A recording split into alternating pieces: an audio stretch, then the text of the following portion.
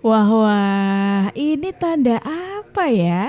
Setelah Pak Prabowo kemarin itu bertemu dengan Ibu Megawati, terus tiba-tiba nih kali ini Pak Hasto Kristianto ngasih pesan untuk Pak Presiden. Kira-kira apa pesannya?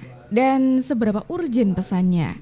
Yuk, mendingan kita dengarkan langsung apa pesan dari Pak Hasto Kristianto. Tapi sebelum itu, halo sobat-sobat semuanya, selamat datang kembali di Sudut Pandang. Pastinya masih barengan sama aku di sini yang akan menemani kalian untuk mencari informasi menarik apa hari ini seputar dunia perpolitikan di tanah air. Jadi, karena tadi sudah aku singgung di awal, sudah aku kasih spill di awal, yuk langsung aja kita tonton videonya berikut ini. Ditulis di atas surat bekas ya. Jadi bisa saya balik? Tulisannya Pak Hasto Kelihatan nih. Kristianto. Ini mohon tolong dibacain dong ya. Bekas ya. Ini soalnya tidak. Ya. Bentar Bapak, ini kepotong Bapak. Ini tidak maukah dibacakan? Menghadapi Oh, berbagai dibacain. tantangan perekonomian saat ini, Soal seluruh ekonomi. komponen bangsa harus bersatu dan bekerja sama guna mengatasi berbagai kesulitan akibat abuse of power pada periode sebelumnya. Jadi segala dampak yang terjadi kesulitan ekonomi, terpaksa efisiensi pada pemerintahan Pak Prabowo sekarang karena akibat dari salah urus negara yang dilakukan oleh Joko Widodo. Terus gelorakan pentingnya supremasi hukum. Tanpa sistem hukum yang berkeadilan tidak akan ada kemakmuran. Membiarkan berbagai ketidakadilan sama saja dengan membunuh masa depan. Terima kasih. Hasto Kristianto, 11 April tahun 2025. Ya ampun, tak kirain pesan apa gitu. Di awal sudah bagus tuh ya soal ekonomi, apalagi saat ini kan memang adanya kebijakan dari Pak Donald Trump ini, Presiden Amerika. Ini ada gonjang-ganjing lah ya gitu. Tapi ujung-ujungnya tetap Pak Jokowi yang salah. Pak Jokowi pokoknya yang salah. Aduh Pak Hasto, Pak Hasto. Setelah penantian panjang, akhirnya Presiden Prabowo Subianto bertemu dengan Presiden kelima Republik Indonesia Megawati Soekarno Putri. Pertemuan berlangsung di kediaman Megawati di Jalan Tuku Umar, Jakarta.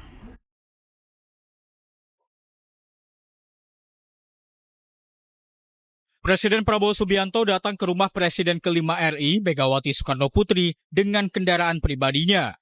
Pertemuan dilakukan secara tertutup di Tuku Umar Menteng, Jakarta Pusat. Dalam pertemuan ini hadir pula Ketua Harian Partai Gerindra, Sufmi Dasko Ahmad, dan Sekjen Partai Gerindra, Ahmad Muzani. Tidak hanya Sufmi Dasko dan Ahmad Muzani, namun Menteri Koordinator Bidang Politik dan Keamanan Indonesia, Budi Gunawan, juga ikut dalam pertemuan ini mendampingi Presiden Prabowo. Ditemenin oleh Pak Sugiono, ditemenin oleh Pak Ahmad Muzani, Pak Prasetyo Hadi, Letkol Teddy, Pak Aris Marsudianto. Di sana ditemenin oleh Pak Budi Gunawan dan beberapa yang lain.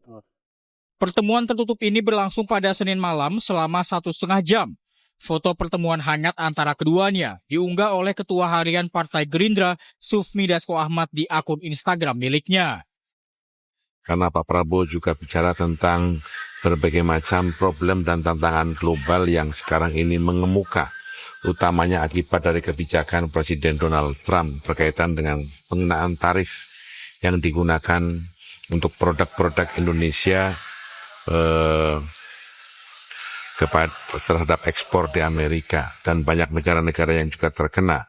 Ibu Mega menyampaikan pengalamannya melakukan pemulihan ekonomi nasional yang ketika itu juga tidak gampang, dan Pak Prabowo sangat memperhatikan berbagai pandangan pengalaman yang pernah dilakukan oleh Ibu Mega dalam melakukan pemulihan ekonomi nasional.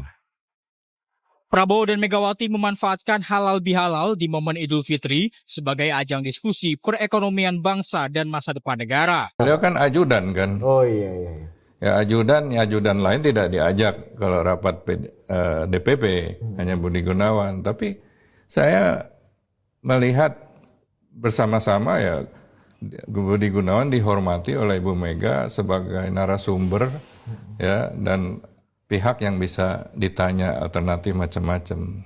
Nah, memang kalau sekarang dibilang Pak BG itu bukan kader PDIP, tapi saya lihat yang dekat itu ya Budi Gunawan.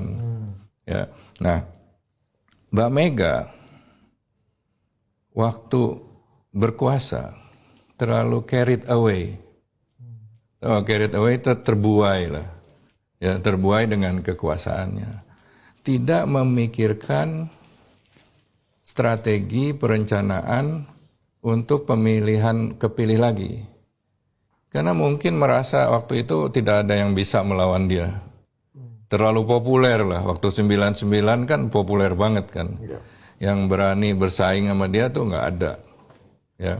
Dan memang tidak akan popular opinion juga tidak akan yang orang bisa mengalahkan dia.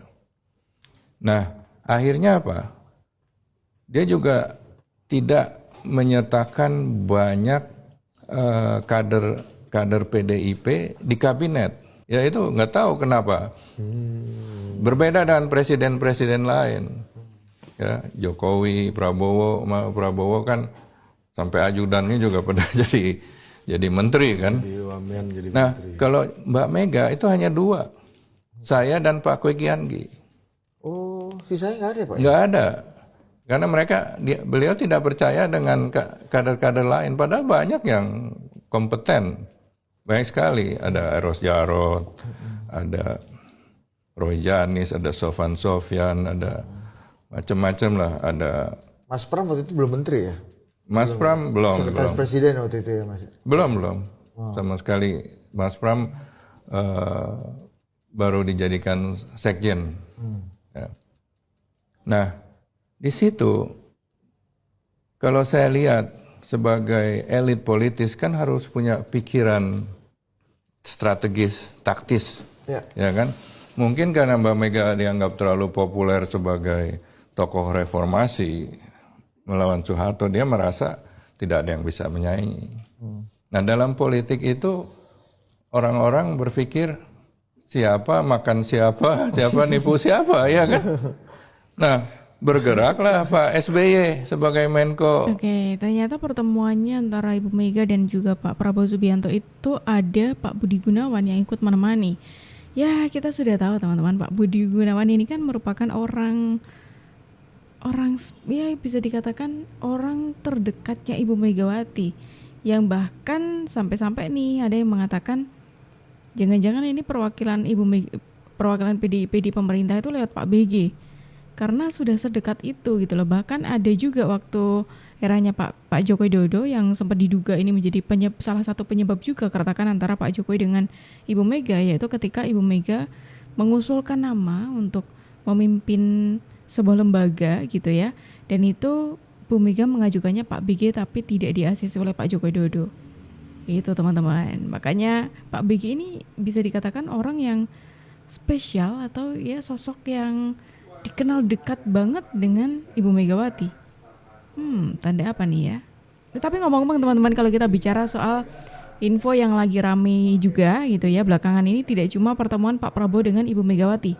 Karena ada sesuatu yang disinggungkan oleh Pak Prabowo Subianto soal Indonesia gelap, yang jatuhnya nantangin lah, ayo kita diskusi aja kayak gitu. Dan kali ini ada tokoh yang menjawab teman-teman. Apakah ini yang ada di balik gerakan Indonesia Gelap?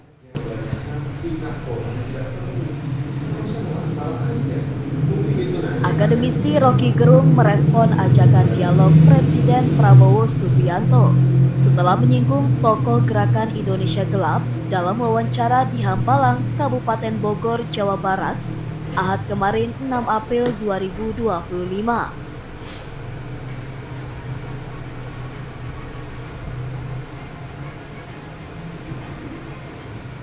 Rocky juga bergurau merespon tuduhan Prabowo bahwa gerakan Indonesia Gelap dibayar pihak asing.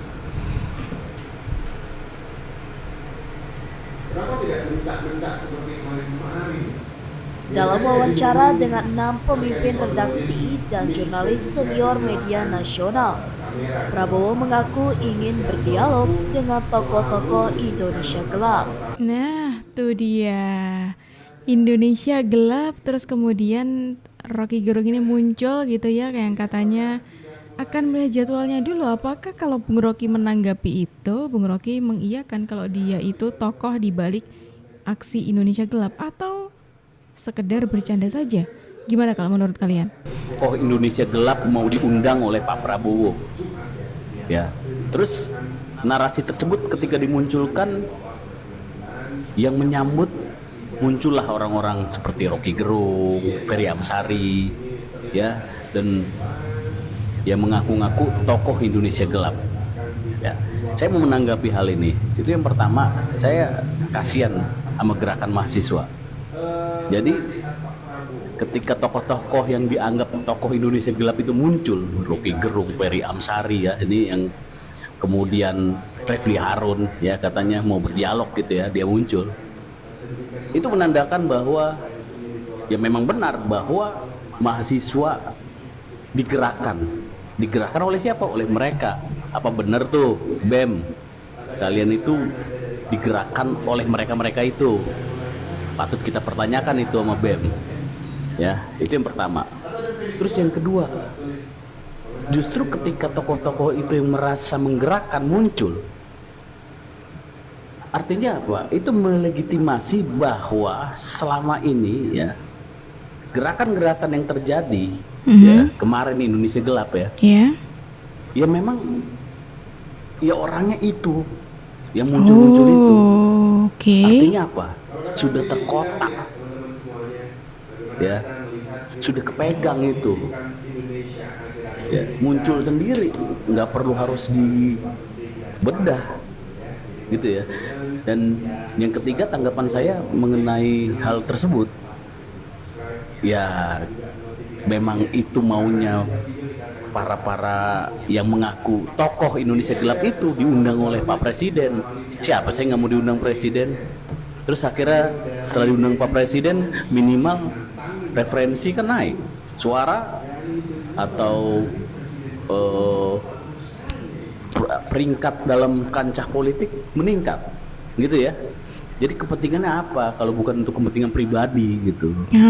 Ya, memang pikirin itu deh teman-teman mahasiswa nih terutama. Memang ini sih teman-teman ya, ketika kemarin itu ada gerakan atau aksinya mahasiswa, itu kemudian ada yang berpandangan gitu ya. Ini kayaknya ada tokoh lain yang ada di balik ini deh gitu. Ada yang mengatakan seperti itu. Selain itu teman-teman ya, kalau kita bicara soal demo yang belakangan ini terjadi, memang kayaknya iya gitu loh. Ada yang menunggangi di balik ini semuanya, tapi siapa? Ya kan? Terus kok tiba-tiba ketika Pak Prabowo mengajak dialog para tokoh-tokoh di Indonesia Gelap, kok tiba-tiba nih Bung Rocky Gerung muncul mengatakan, saya lihat di jadwal saya dulu, entah itu bercanda atau serius gitu ya. Terus gimana dong kalau menurut kalian? Saya juga mau dialog, saya mau ketemu lah sama siapa. Mari kita bahas, kan sudah bisa kalah jauh mungkin dengan Cina, iya kan, elektronik, telepon, iya kan. Kita sekarang siapa yang pakai telepon buatan Amerika mungkin ya? Apple masih, ya, teknologi dia masih unggul lah. Jadi ini nanti ada equilibrium baru ya. Saya sendiri juga sangat prihatin. Tapi ya ini fakta yang dihadapi seluruh dunia. Ya hanya saya percaya tadi apa yang Alvito sampaikan, basic kita kuat, ya. Whatever happened, saya kira kita survive apa yang sudah pernah kita survive, krisis-krisis berkali-kali. Ya. 68, 98, 2008, COVID ya kita hadapi dan kita bisa atasi. Tapi kuncinya kalau ada kerukunan. Jadi saya juga prihatin ya, mungkin saya juga mau dialog. Saya mau ketemu lah. Nah ini sama yang siapa. tadi aku bilang teman-teman ya. Mari kita bahas ya kan. Pernyataannya Pak Prabowo Subianto. Publik ya. Tokoh-tokoh yang Indonesia Gelap, Indonesia.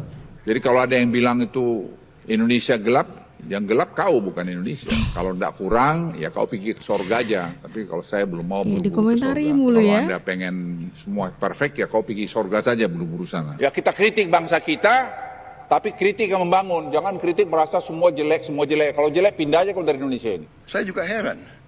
Ya, ada orang yang mengatakan Indonesia gelap. Ya, saya kalau dia memang merasa gelap ya itu hak dia. Tapi kalau saya bangun pagi saya lihat Indonesia cerah. Cerah. Iya kan? Kalau saya ketemu petani gembira. Harga pangan, peningkatan hasil mereka naik secara drastis. Produksi naik secara drastis. Kita potong semua regulasi yang nggak benar. Kita sederhanakan.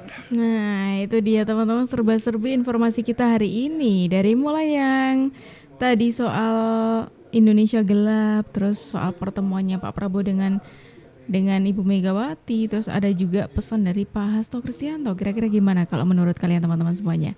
Yuk langsung aja tulis pendapat kalian di kolom komentar, dan terima kasih karena kalian sudah menemani aku dari awal sampai akhir. Aku Jub pamit undur diri. Sampai jumpa.